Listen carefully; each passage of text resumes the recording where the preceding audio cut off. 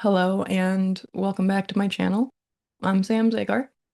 I'm a projector, and my signature is success.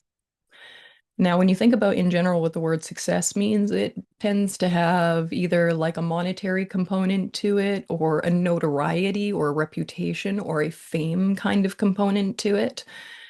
When we're looking at success through that lens, success for me as a projector, how I tend to see it is reputation. Do I have a successful reputation for being a good and recognized guide?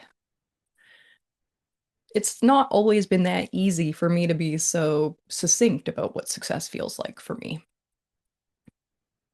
I have spent a reasonable amount of time on Instagram, and when I first learned about human design, I really did not know where to find human design information. And I found a lot of it online on Instagram. And I didn't necessarily know the difference between real human design content and people's interpretations, their expressions, adaptations, evolutions, etc. version of human design, which I ended up calling Pop HD. There's some Pop HD stuff that says, a projector isn't successful unless they're making like $10,000 a month. Now, I am from a split family. My mom's on one side, my dad's on another, and they both married and divorced and blah blah blah. I have a big broken family. No one in my big broken family is rich. Not that I'm aware of. Many people in my broken family, extended mixed family, whatever I am, whatever I belong to, wherever I come from, my group is not wealthy. My group has been fairly low income. I have been, well, I don't know what to say about. I grew up in a family where we experienced bankruptcy, where I had food bank donations to get through holidays. Like I've come from a very simple beginning. And as I found human design, I was going through a divorce and my Saturn return, and I was in a fairly dire financial place, like a super dire. I'm really glossing over this. I was in a terrible financial place when I decided to get divorced.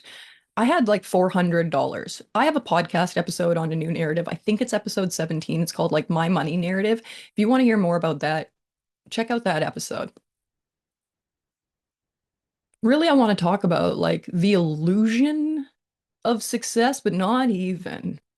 I got a little bit sucked into, let's say, maybe like the coaching world, where it's like you're not successful as a coach or whatever unless you're making this much money. Now, coaching was never a title that appealed to me.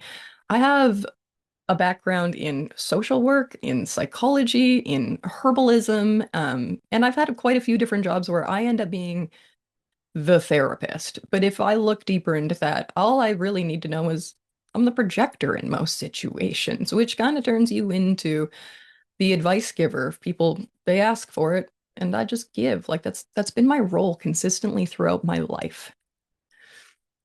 Now, when I got divorced and I was incredibly poor, I started to have these dreams about what life could look like. There was an optimism to me. No matter how challenging things have been, there is some like tenacity, optimism. There's a will, honestly, my ego. There's a will in me that's like, I want to look for the good. I want to fight until I find it, right? Like it's very hard for me to actually quit things, to actually give up on things that I care about. For a while, I had these ambitions and I wanted to like achieve these ambitions as a way to prove things to myself. Now, that's not necessarily a healthy quality of my ego. There's healthy qualities and there are somewhat unhealthy qualities. And it's worth saying that my ego is unconscious. I have one channel, channel of surrender. I'm just a spleen and an ego. Both of them are unconscious. It's quite a design to have. When I see other projectors make really good money, they get my attention, right? Because making good money isn't the marker of success. The reputation is the marker of success. I care more about the reputation than the money because the reputation can get you more money. Whereas sometimes you can get money just from screwing people over. Like there's ways to get money that don't feel good to me. But the reputation is the thing that I care about because the reputation will always bring more back. When I see projectors make a lot of money, I'm immediately like, what's the difference between their money and their reputation? And do they actually feel like projectors? Are they just trying to sell this like projectors are success, projectors make so much money, and then all these other projectors sign up to work with them because they've been convinced that like this other projector will help them make their money, and it goes from like unique mechanics in your business or in your life to very like gross, homogenized, just trying to repeat somebody else's universalized formula. I managed to acquire certain things that were big like markers, milestones in my life. They felt like accomplishments. As a girl who grew up in a very, very, very, very small northern Canadian town, my access to bougie things, fancy things, designer things, like that was maybe like I could go pick up a Vogue magazine at Shoppers Drug Mart. But like that's it, you know? Like they have perfume at Shoppers Drug Mart if I want to smell it, but I loved in the magazine you could open it up and there'd be the scent strip and like, the scent strip would like kind of unlock this whole fantasy for me of like when I was gonna be the fancy lady. And I feel very juvenile a lot of the time. I'm very youthful. I'm very childlike in many ways. I'm quite innocent in many ways. Um, People look at me like that. Often people don't respect me. They look down on me because I have a youthfulness, a juvenile kind of quality to me. And in many ways, I think that people see me as immature. You probably hear a little bit of emotion, right? Like some sensitivities are coming up.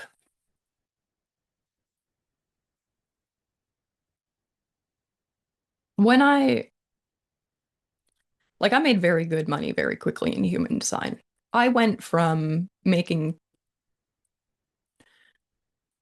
much less than $20,000 a year for an extended period of time to breaking six figures within 2 years of being in human design. And my company has consistently done very well.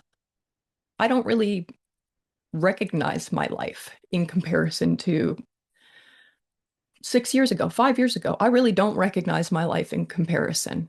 Um, what I have, what I've acquired, what I've achieved, and how I feel about myself, very, very, very different.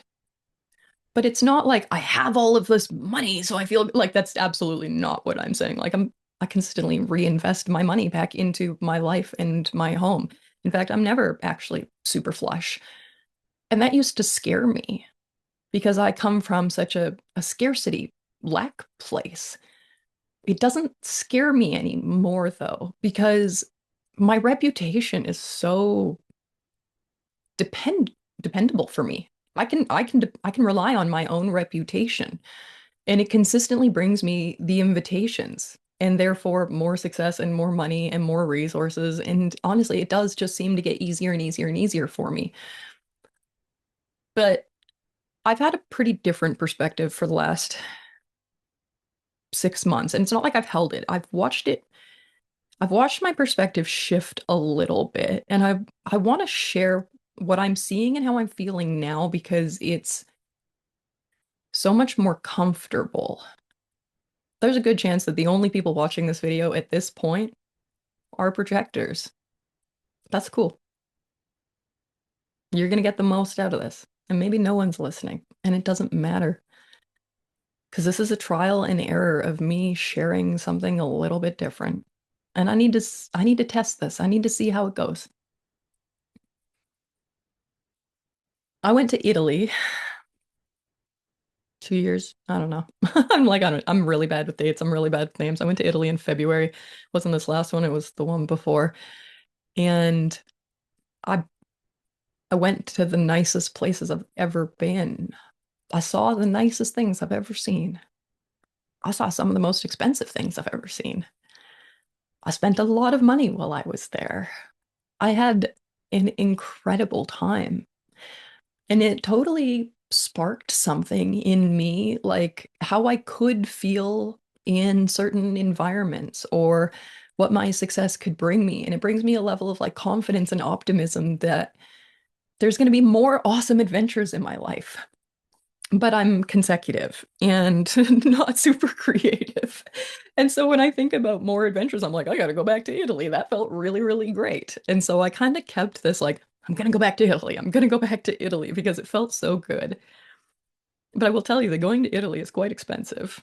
As a Canadian, going to Italy and like having somebody take care of my home or my dogs or my kid or like there's so many ways in which it's quite taxing on me actually to travel. And if I had to like market that I lived this like bougie designer traveler life all the time, like that would also put another level of pressure on me to like maintain a like visual status for you guys that I would feel that I was using to validate the system of human design. Like when I see projectors be like, I had a $10,000 month, so I'm a true self projector, and I'm like, mm, mm. The longer time goes on for me, the more I decondition, the more I learn a couple of really significant things. I don't want a fancy life. I don't even want a bougie life. I don't even want that pretty of a life. I like a fairly dirty life. And I don't mean dirty as in like, I mean like actual dirt.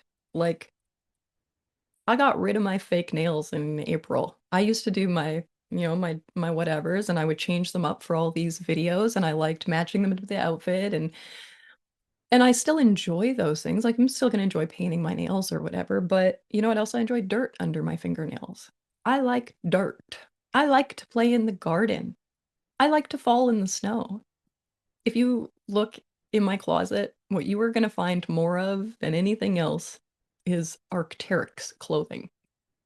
Arc'teryx clothing is like it is the most outdoorsy, useful, practical, quality stuff that like I've ever invested my money into. There's a higher price point on Arc'teryx clothing, but how it lasts, it never rips, it doesn't get dirty, it's so packable, like it's actually outrageously affordably priced when you see the value that it is. Most of the time, I'm dressed up in like a hoodie and I don't even know what they are. They're like outdoor pants. They're not track pants. They're not sweatpants, but they're like they make a like snow sound when I walk. Like they're a little bit waterproof, you know? Sometimes I wish I was more girly. Sometimes I'm like, Sam, like you should blow dry your hair once in a while or whatever. Like I'm afraid sometimes to show up just looking normal because it feels like there's this like Pop HD really sold me this image of like needing to look a certain way in order to prove my success as a projector. And it was very tiring. Like projectors are non-energy types. I don't have much energy as it is. The energy of trying to prove and be performant, like that's not self and it's exhausting.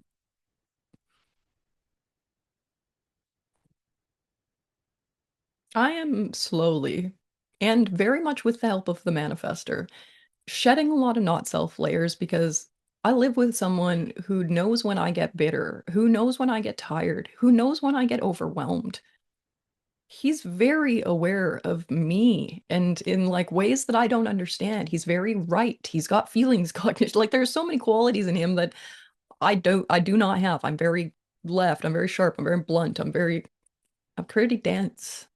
I'm not super aware. I love having someone around who can recognize me. And when I say that, what I mean is who can call me out. Sometimes recognition as a projector is a call out. Sometimes it's being recognized for not being yourself. That's fascinating. My manifestor is so good at recognizing when I'm committing to things I don't have the energy for, when I'm putting too much on my plate, when I'm trying to create pressure out of nothing, when I'm in transference. And to even say that those things happened to me took a level of deconditioning. Because 1 year into human design, you're like, no one's going to work with me unless I'm perfect at this. So I have to be perfect at this so that people. That's such crap. I'm not perfect. And if I have given anybody the impression that I am, I'm sorry for coming across as condescending as I did in that moment and as ignorant as I did. You know what? I'm actually enjoying this video. It's been less frustrating. It's been less challenging. The flow has been really good. It feels nice to express myself. It's like a sense of relief that I'm trying to pass on to my people, that I not that I'm trying to pass on, that like I'm open to sharing with you. I have this incredible sense of relief, and I feel very much in my projector signature. And it doesn't make me want to earn a certain amount of money or demonstrate a certain kind of lifestyle or have a certain kind of like designer look. Like I actually I don't want to waste my money on things that feel like bad investments to me. They don't, I don't care about them. I don't care about them. And if I don't care about them, I don't want to spend my money on them. It's fairly easy for me to make money, but it doesn't mean that I want to work at it. I'm a projector. I don't want to work. I don't want to work. And the more money that I spend, the more that I have to work. And so I don't really care to spend my money anymore on things that don't mean anything to me.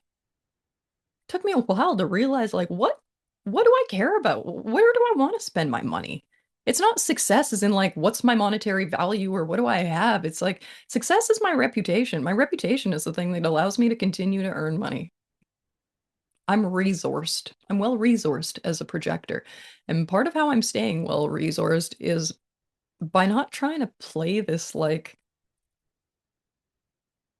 yucky, competitive, proving game of like, look what I got. Look at my.